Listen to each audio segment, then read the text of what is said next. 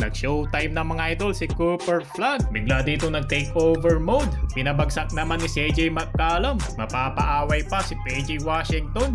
So heto na, second game ng Dallas Mavericks. Kalaban ng visiting team ng Washington Wizards. Makabawi kaya sila ngayon dito ni Cooper Flag. Nakanala pa rin ditong home court advantage. Well, start of first quarter, maaga kagad natawagan ng 3 seconds violation sa visiting team. Nagmula ang unang opensa ng Dallas dito kay PJ Washington. Pero binawi naman ang cutting dunk dito ni Keyshawn George.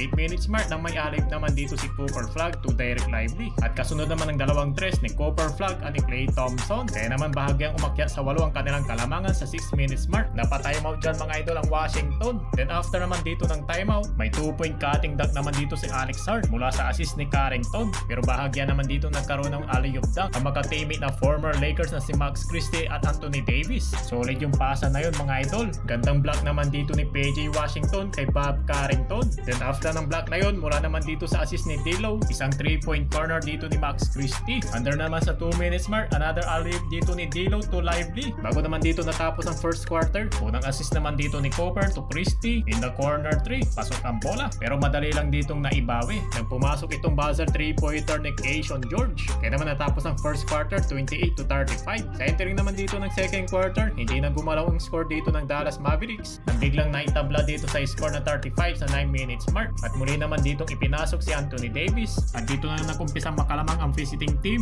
sa 7 minutes mark nang inilabas itong si Cooper Flag with total of 8 points. Magkakagulo pa dito mga idol si PJ Washington at Vucevic. Pero maaga naman sila ditong inawat ni Anthony Davis. Tinawagan naman dito ng defensive rebound itong si PJ. Pero bigla siya ditong uminit nang nilusutan niya itong si Chris Middleton. Dalawang magkasunod na 100 slam dunk ang kanya ditong ginawa. With total of 10 points na itong si PJ Washington. Sayang nga lang at hindi natuloy dito ang kanilang alley-oop ni AD. Pero nai-recover yan dito ni Davis. At nang maitala naman dito ni Cooper Flag ang kanyang unang slam dunk, iyawan dito ang home crowd mga idol. Pero nung natapos dito ang second quarter, ang visiting team naman dito ang lamang ng 6 na puntos sa score na 58-52. Biglang naibawi yung 14 na kalamangan ng Dallas Mavericks. Sa entering naman dito ng third quarter, maaga ditong bumitaw ng 3 si CJ McCollum at isang mid-range jumper na Middleton. Lamang na dito ng 12 ang Washington Wizards 66-54. 9 minutes away na may block itong si Cooper Flag. Yun nga lang, nagkaroon naman dito ng pisikalan si Flag at si CJ McCollum. Nang nireview dito ng official, fair ground foul ang itinawag dito kay McCollum.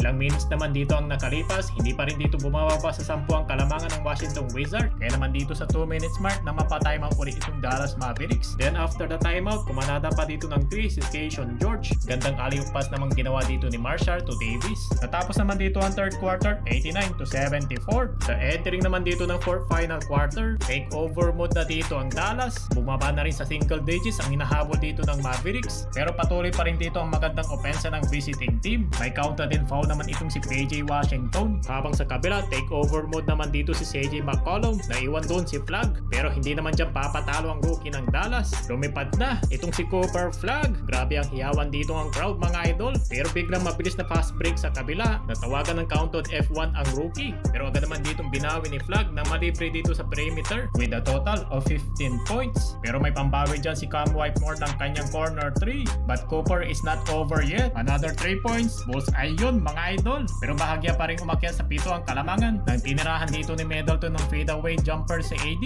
At ang corner 3 ni Keyshawn George. Nag-stare down pa sa bench ng Dallas. Kaya naman sa dulo, kinapos na dito ang Mavericks. Panalo ang Washington Wizards. Sa final score na 117-107.